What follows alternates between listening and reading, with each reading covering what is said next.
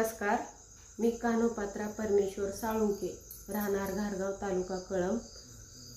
माझ्या गटाचे नाव राधे कृष्ण स्वयंसहायता महिला गट, त्या गटाची मी अध्यक्ष आहे।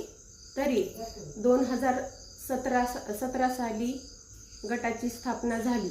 वर्धिनी मॅडमनी गट स्थापना केली व त्यामध्ये वर्धिनी मॅडमनी दशसूत्रीची सर्व काही माहिती दिली।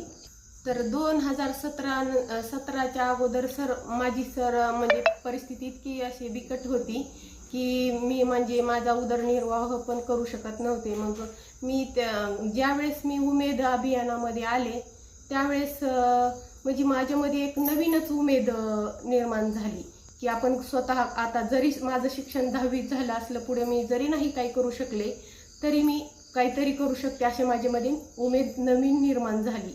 मग 6 महिन्यानंतर एक उमेदमध्ये आरएफ घेतला। 6 महिन्यानंतर आरएफ घेतल्याच्या नंतर आम्ही 2 शेळ्या घेतल्या। मग त्या शेळ्या पण म्हणजे मला एवढं शेळ्याचं जमाना झालं। मग त्यासाठी मी काय 2 शेळ्या विकल्या आणि नंतर मग ICICI बँकेचं मी कर्ज घेतलं। ICICI बँकेचं कर्ज घेतलं आणि शेळेचं पण मिळून असं दोन्ही मिळून भांडवल 55,000ची मी मसाला मशीन घेतली। मग असं माझ्या मनात वाटलं की आपण मसाला उद्योग करू शकतो। मग मसाला उद्योगासाठी मी मशीन घेतली आणि मग कच्च्या भांडवलासाठी आता मला पैसा पाहिजे होता। मग मी काय केलं, ग्रामसंघाकडून माझ्या ग्रामसंघाचे नाव स्वप्नपूर्ती ग्रामसंघ आहे, त्या ग्रामसंघाकडून मी CIF 60,000 घेतला। मग त्या 60,000तून मी कच्चं मटेरियल आणलं। मग कच्चं मटेरियल आणलं, जसे मिरच्या, धने असे कच्चं मटेरियल आणलं आणि कच्च्या मटेरियलापासून मी ह्या मशीनद्वारे